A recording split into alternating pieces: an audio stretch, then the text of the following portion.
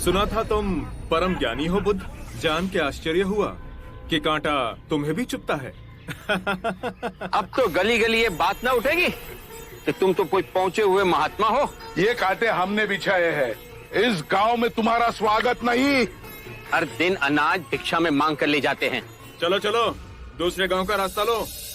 मेरा आप लोगों से अनुरोध है कि मुझे अपने गांव में भिक्षाटन करने दें।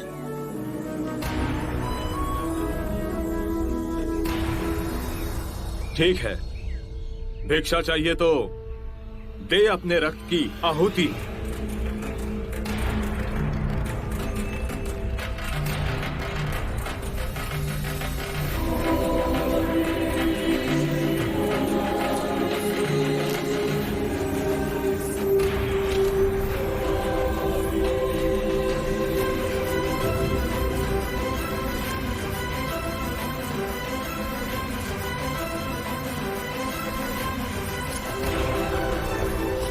सुमित, रास्ता बुहारा तो इस गांव से तेरा दाना पानी उड़ जाएगा।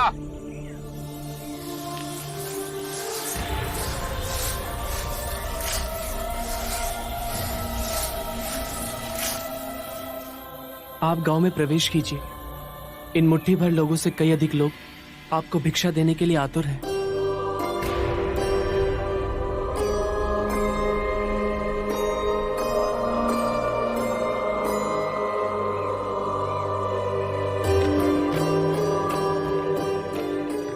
आप मुझे ना छूए। हाँ? नहीं तो मेरी छाया भी पड़ी, आप दूषित हो जाएंगे। क्यों दूषित हो जाऊंगा मैं?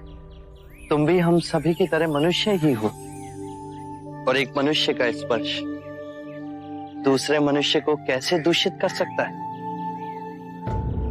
केवल लालच, घृणा, मोह, तृष्णा, हम ही मनुष्य को दूषित करते हैं। और तुम जैसा मनुष्य जिसमें इतना प्यार भरा हो, वो केवल दूसरों को सुख ही दे सकता है, दुख नहीं। कैसे महात्मा हो तुम? तुम्हें तो जाति वर्ण का ज्ञान भी नहीं है। चोला पहने कोई सन्यासी नहीं होता। अरे पाखंडी हो तुम, पाखंडी। जो मानव से उसकी मानवता को छीनता है, पाखंडी वो होता है। यदि मुझे पाखंडी कहे आप सभी को संतोष मिलता है तो ये उचित है, परंतु इस मनुष्य में भी हमारी तरह प्राण बसे। इसे नीचा कहे, इसका तिरस्कार करना सबसे बड़ा पाखंड है। यदि जानते नहीं हो तो मैं बता दूं, ये धर्मशास्त्र है। पाखंड कैसे हुआ? जिस मिट्टी से सारी मानवता का सृजन हुआ, उसी से इसका भी हुआ। मानव और मानव में भेद कर आप सृजनकर्ता पर कीचड़ उछाल रहे हैं। यदि हम आकाश में कीचड़ उछालेंगे तो आकाश तो ऊंचा ही रहेगा, परंतु कीचड़ वापस हमारे ऊपर ही गिरेगा।